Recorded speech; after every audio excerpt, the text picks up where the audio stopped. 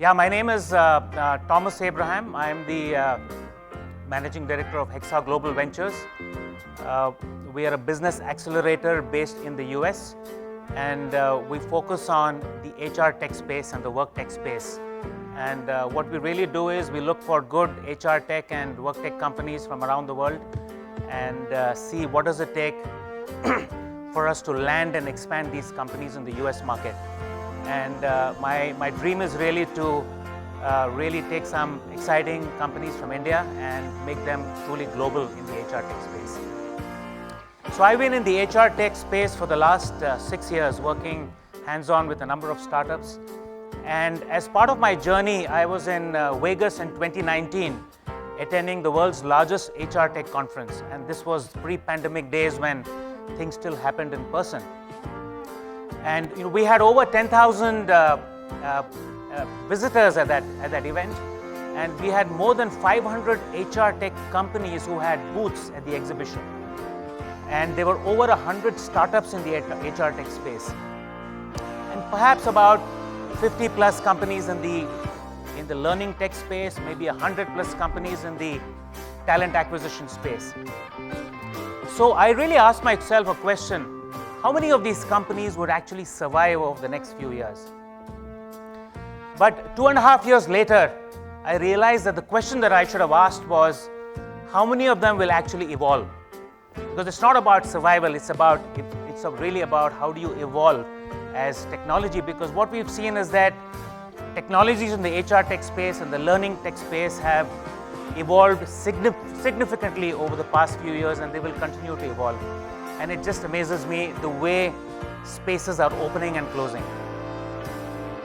So that really brings me to the topic around the Great Resignation. And we've all been reading reams of material, listening to a lot of podcasts, and it really talks about how employees are far more mobile than they were before for several reasons.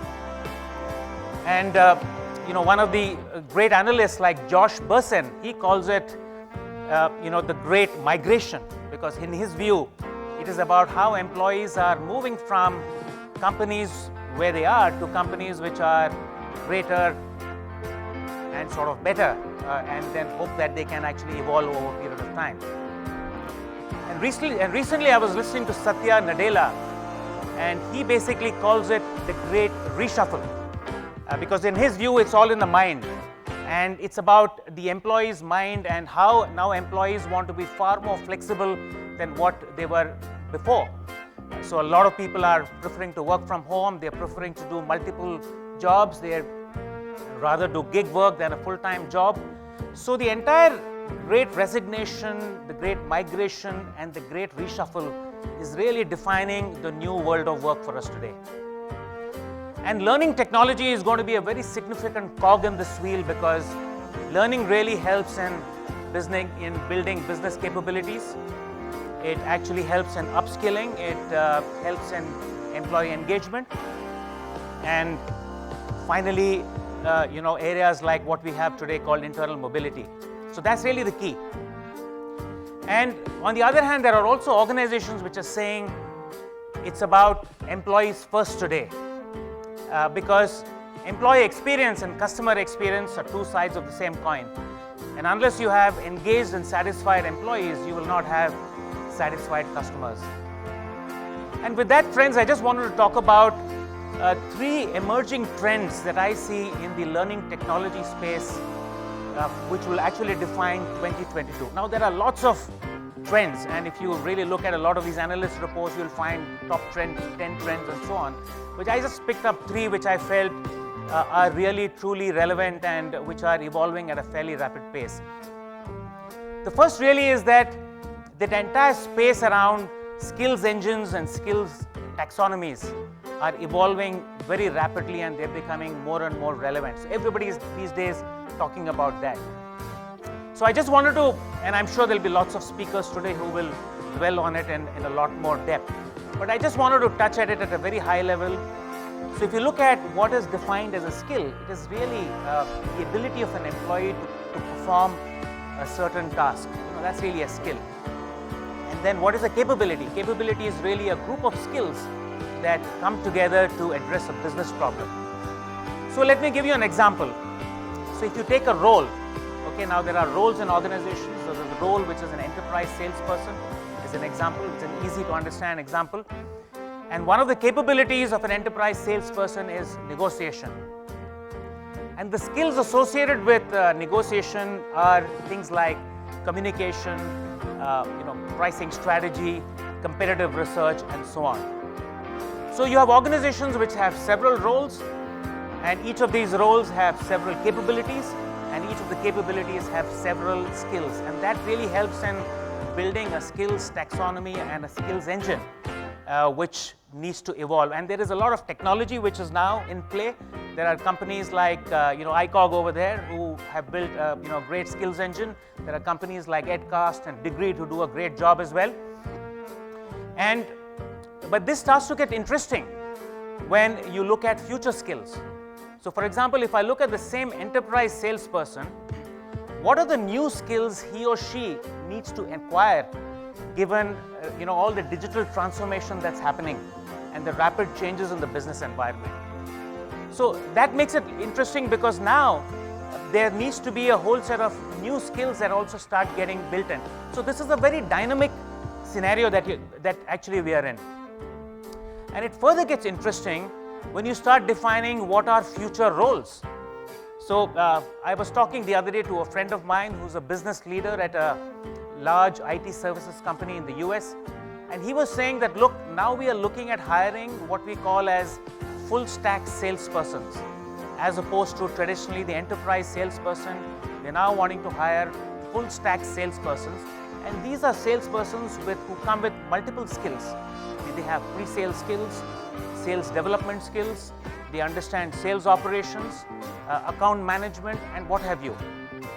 In fact, many of the startups that I advise and which are looking to enter the US, we are all looking for a full stack salesperson, which is a one-person army which can actually do everything. So now, therefore, skills engines are further being challenged to create or start looking into the future in terms of what are future skills and what are future roles. So there's going to be a lot of consulting plus a lot of technology, but we see this as a major thing and major expectation of a lot of organizations around the world.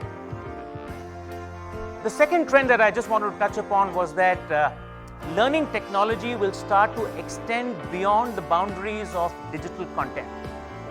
Now we all know that in the last pre-pandemic days, digital content consumption was extremely low. It was perhaps less than 10%. In some cases, in a lot of cases, it was less than 5%. In fact, when I ran a company called Wolters Kluwer, we had subscribed to Harvard Business, a lot of content from Harvard Business, and I recollect that the consumption was perhaps less than 5%.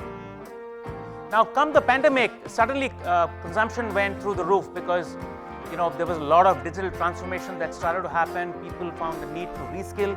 They had the time because they were sitting at home, and a lot of free content was actually pushed their way. So actually content consumption went up to 40% or more. In certain instances, perhaps far, far higher. And there are lots of engines out there, AI engines, which can help curate content, which can define skill gaps, and then which can push relevant content based on the employee's journey. And there's Edcast, there's ICOG, Degree, and a number of other companies which do this extremely well. So what do I mean by extending beyond digital content? So I'm sort of reminded of my days when I worked at Wolters Kluwer and Sage, and I ran these companies. Whenever I faced issues around pricing, distribution, packaging of the product, I always wanted to reach out to people to understand what are some best practices and what should I actually do in the Indian market. And the only people that I could reach out to was my boss, or perhaps some people with whom I had met at one of those internal conferences.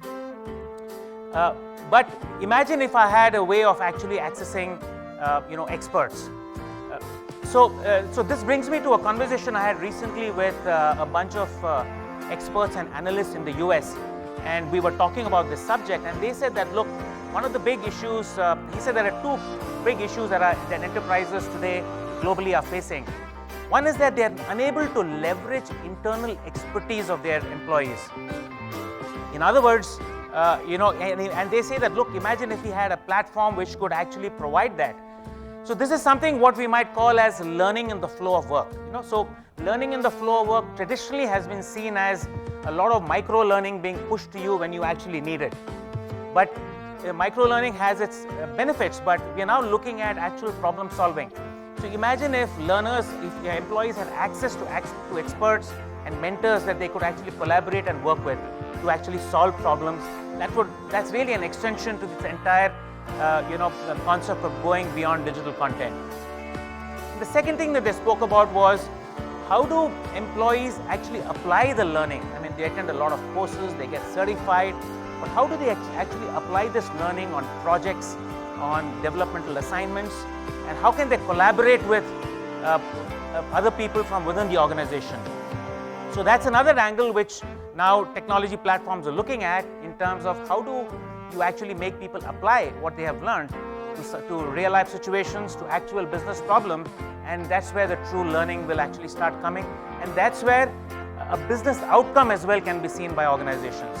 So I think what we will see is a lot of learning technologies now extending, and for instance, there are companies in the recruitment space which have started to get into this. Companies like Eightfold AI, which were traditionally in recruiting, they have now looking at, they have a great capability in skilling, and now they are thinking how can they actually extend. So I see this entire learning technology space evolving fairly rapidly, and the companies that will be relevant will be those that will actually seize the opportunity and look at these adjacencies to actually build capabilities. So it's about getting digital content, but how do I also apply what I have learned? How do I also get access to experts and mentors so that the learning journey can be truly fulfilled? And finally, I just wanted to touch upon something which has always been close to me, which is that how do you measure the impact of learning in areas like engagement and performance, which are really key. So learning is now no longer a nice to have, it's a need to have, it's a must have. And I think people have realized it.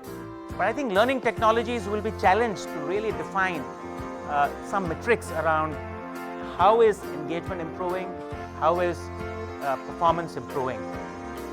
And even the opposite is happening, which is that I know of employee engagement platforms today which are identifying learning, skilling, and so on as key outcomes out of that engagement that they have.